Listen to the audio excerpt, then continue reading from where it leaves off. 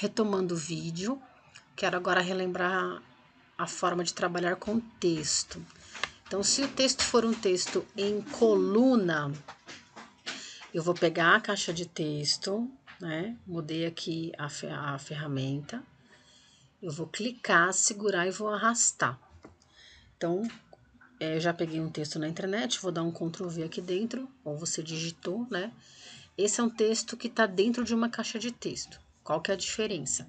Quando eu volto para a ferramenta de seleção, atalho a letra V, se eu fecho essa caixa, esse texto é redistribuído dentro da caixa, ok? Eu não estou ampliando ou diminuindo o texto.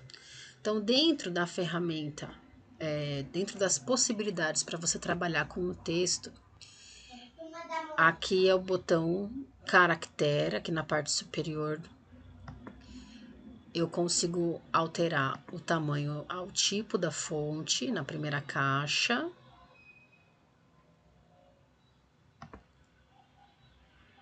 Todos que tem esse triângulozinho aqui na lateral é porque essa fonte foi instalada da família completa, né? Então tem as versões aqui da fonte. Aqui eu tô alterando o tamanho da fonte. Logo na sequência é a entrelinha, geralmente ela vem com padrão automático, ó, ele tá selecionado. Então, de acordo com o tamanho da fonte, ele calcula o espaço entre uma linha e outra. Então, tá com 14 e tá dando 16,8, ó. Se a gente muda aqui para 15, ó, já foi para 18, tá vendo? Bom, então, escolhe o tamanho, depois, se necessário, abrir o espaço entre uma linha e outra, você pode alterar por aqui. Outra possibilidade é mexer nessa formatação. Então, a caixinha parágrafo tá aqui. E aí você tem as possibilidades de centralizar para a direita, justificar. Se é necessário ter, quando tiver quebra de parágrafo, ter um espaço maior na quebra de parágrafo, ó. Eu vou quebrar um parágrafo aqui.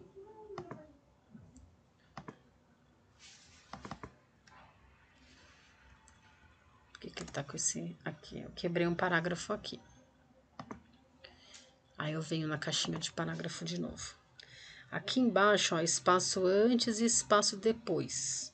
Então, eu vou dizer que depois do parágrafo tem que ter um espaço um pouco maior. Eu vou colocar de 8 pontos. Então, tá vendo? Ele faz automático aqui, ó. Aí, toda vez que você quebrar um outro parágrafo, ele vai dar o mesmo espaço. Ele padroniza. Então, esse é o espaço entre parágrafos. Pode ser antes ou pode ser depois. Então, é assim, essa é a vantagem de você trabalhar com texto dentro de uma caixa, tá?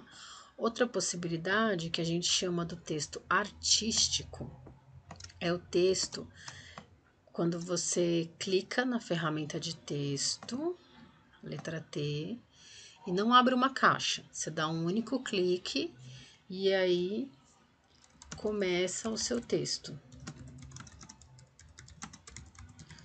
Aqui a gente fala que é um texto de parágrafo, tá? Por quê? Desculpa, que é um texto artístico. Porque esse texto, ele pode ser ampliado com a ferramenta de seleção, ó.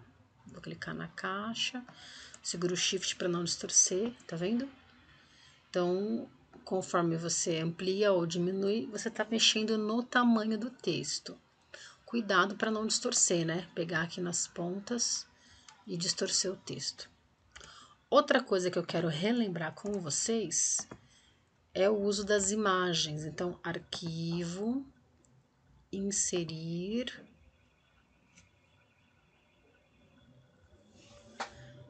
Eu vou pegar aqui uma imagem.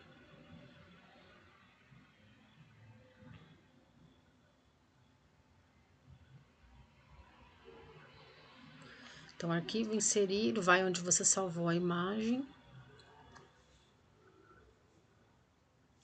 E aí, aqui tá a imagem.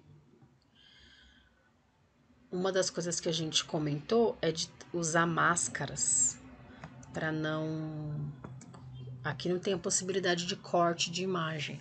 Então, se eu quero colocar essa imagem dentro de algum formato, eu posso colocar dentro de uma máscara, né? A máscara ela pode ser feita a partir de uma forma geométrica pronta ou mesmo com a ferramenta caneta, né? Então, eu vou aproveitar e vou criar aqui uma forma usando o Pathfinder, ó.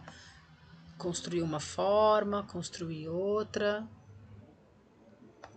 construir aqui mais uma. Se eu desejasse que essas 3 formas fossem uma, e depois que essa forma fosse uma máscara.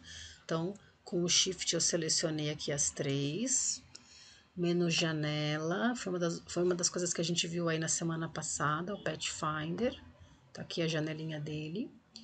E aqui unir, então eu transformei essas formas em uma única forma. Bom, eu quero que isso seja uma máscara. Eu vou dar um Ctrl+C, Ctrl+V para guardar aqui uma. A máscara precisa estar na frente da imagem, segura o Shift e clica na imagem. Então, objeto, máscara de recorte, criar. Agora a imagem foi para dentro do formato da máscara. Se eu clico e arrasto, estou mexendo na máscara. Se eu dou 2 cliques, aparece essa barra cinza aqui em cima, que é do modo de isolamento. Agora eu estou mexendo na imagem.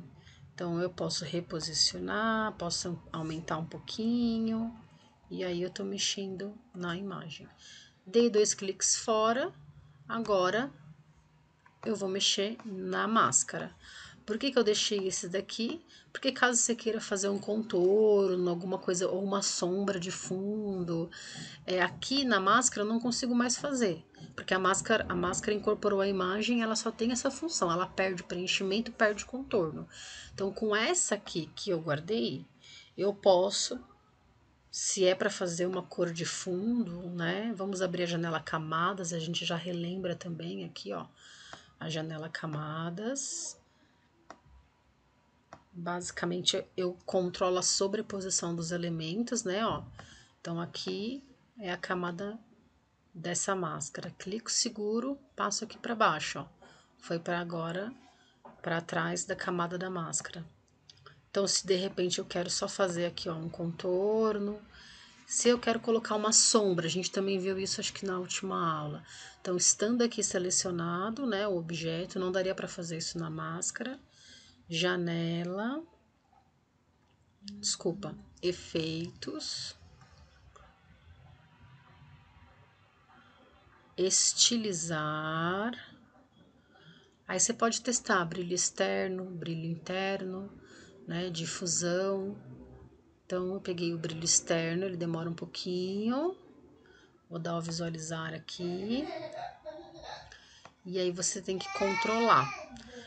Nesse quadradinho preto você altera aqui a cor da máscara, a força, né, opacidade de 75%, o desfoque. Quanto maior for esse desfoque, maior é o espalhamento da máscara. Ó, tá vendo?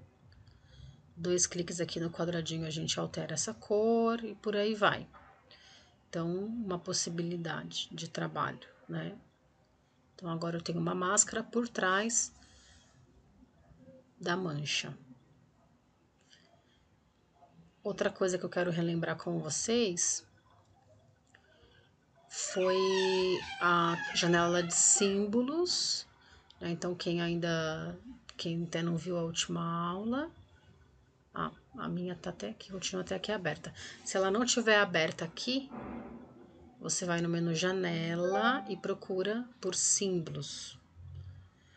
Então, aqui a gente oferece uma biblioteca de símbolos. Então, se eu pegar um símbolo daqui, clico, seguro e arrasto, ele é um vetor, né? Porém, eu preciso determinar que eu quero editar esse vetor. Então, estando selecionado, você pede para editar o símbolo aqui em cima, dá um OK. Ele vai colocar em modo de isolamento, ó, vai aparecer essa linha cinza aqui em cima. E agora, quando você clica aqui, eu tô mexendo no símbolo. Então, eu consigo alterar a cor, ó, a janela de cor está até aberta aqui. né? Ela tá com tons de cinza, por isso que só tem uma barra aparecendo. Então, você vem no menuzinho dela e passa para CMYK. Se ela não estiver aparecendo aqui, menu janela, janela de cores. Eu posso também, com a ferramenta de seleção direta, que é a letra A, que é a seta branca, eu posso identificar pontos e mexer nos pontos. Então, você consegue, ó, virou um vetor, você consegue alterar por completo os símbolos. Terminou a edição, você dá 2 cliques fora, que ele sai do modo de isolamento, tá? O que eu gostaria de falar mais? A biblioteca de símbolos está aqui nos livrinhos, né? Então, para cada opção que você escolhe aqui, moda, ele vai abrir uma nova janelinha com esses símbolos. Então, isso foi uma das coisas que a gente viu aqui na última aula, ó. Uma calça, uma bolsa. Esse aqui já veio um vetorzinho simples com uma cor só. Mas é o mesmo esquema. Você pode mexer com ele a partir do editar símbolos, ok? Então, agora eu vou fazer uma proposta de um exercício para vocês, baseado nisso que eu dei uma revisão aqui, ok?